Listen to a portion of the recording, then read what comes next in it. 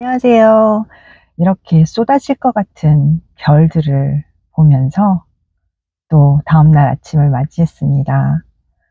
이날은 아침 일찍 캠핑장에 걷고 준비를 해서 나갔는데요. 그 이유는 제가 밴프 자스버를 여러 번을 오다 보니까 어느 시간대에 가서 찍어야 어디가 사진이 예쁜지를 알게 되어서요. 이제는 제가 좋아하는 스팟들은 그 시간대에 맞춰서 가는데요. 제가 특히 좋아하는 페이토 호수 가는 길에 있는 보호 호수 같은 경우는 아침에 일찍 가시면 정말 사진이 예쁩니다. 그 이유는 이렇게 해가 떴을 때 저 산 위로 해가 비치면서 색깔이 너무 예쁘게 나와서인데요. 아침 일찍부터 아들을 깨워서 준비를 했습니다. 그러다가 여기 이렇게 새집을 발견했어요. 이 작은 새가 아마 저 안에 새끼들이 있어서 먹이고 있는 것 같은데요. 어미 새하고 아빠 새가 왔다 갔다 하면서 바쁘게 새끼들을 키우고 있더라고요. 제가 거의 5년 전에 저희 집 행잉 바스켓에 이 작은 새들이 새집을 지었던 적이 있습니다. 그래서 행잉 바스켓에 새집을 지어버리니까 행잉 바스켓에 물을 못 주겠더라고요. 근데 또 물을 안 줘서 그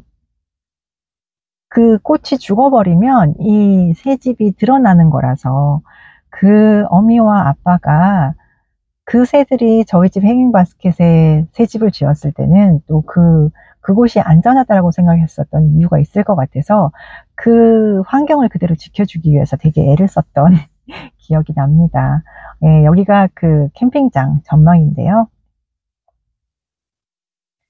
그렇게 저희 집 행잉바스켓에서 알을 낳고 새끼를 4마리를 키우고는 그 새끼들이 떠나가고 나니까 새들이 다 떠나고 아무도 그 둥지로 두 번 다시 찾아오질 않더라고요.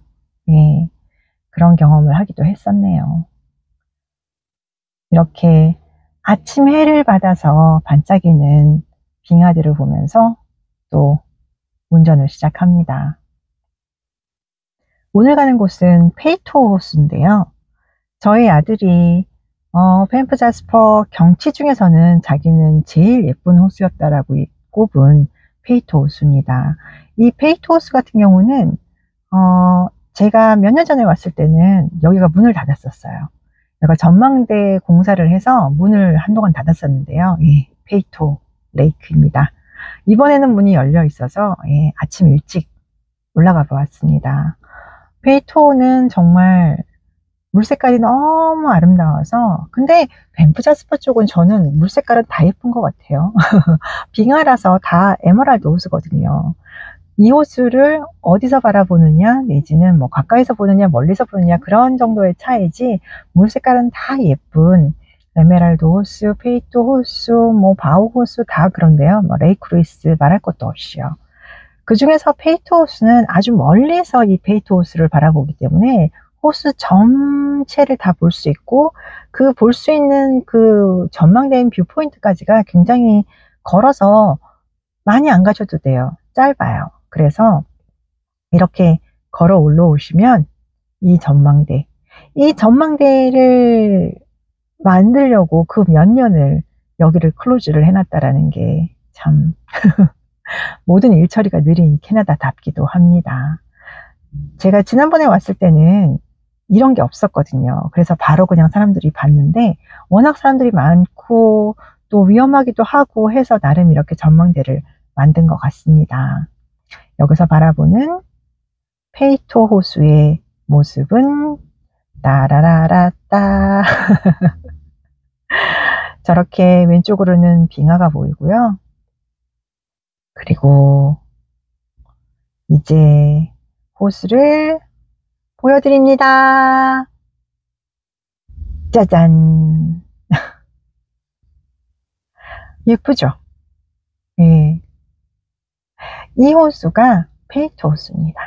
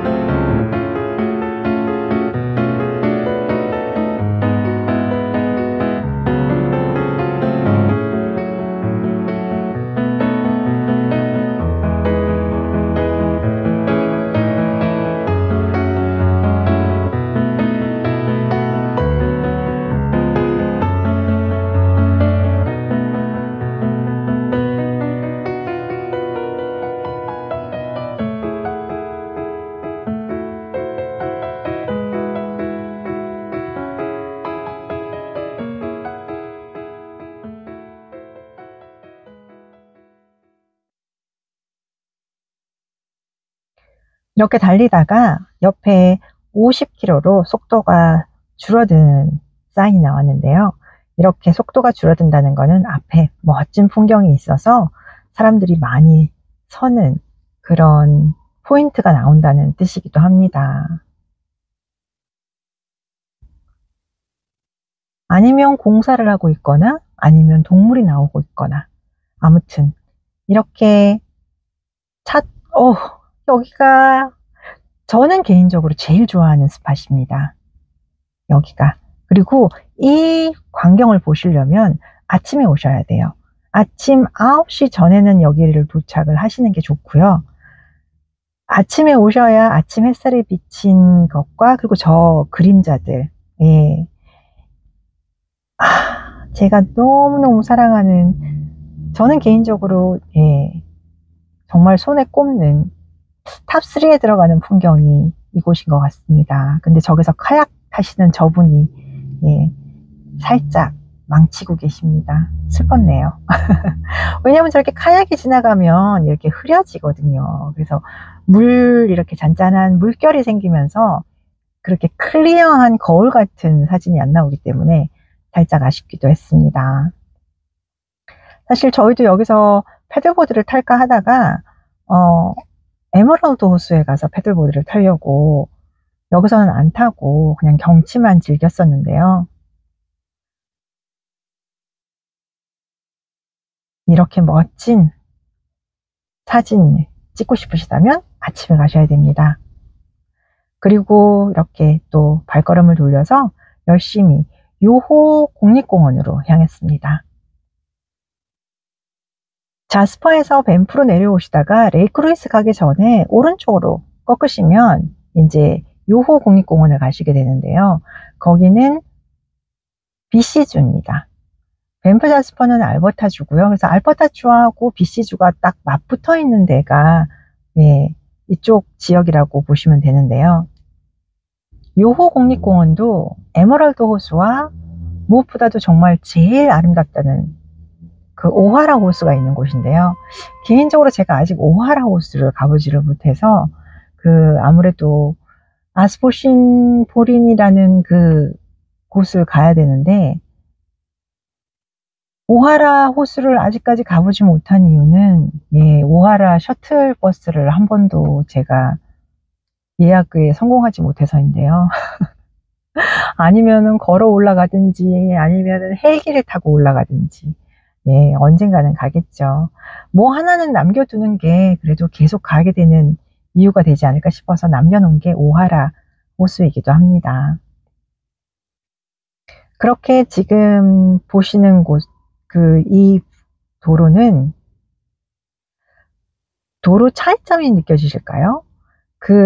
콜롬비아 아이스필드 파크웨이는 어떤 부분 말고는 대부분이 1차선입니다. 그런데 이제 고속도로로 나왔죠? 이거는 일본 국도를 타고 있습니다.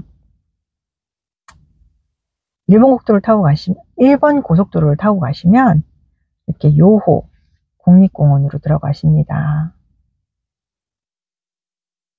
요호 국립공원으로 들어가는 길에 또 뭐가 있냐면 터널이 있어요. 되게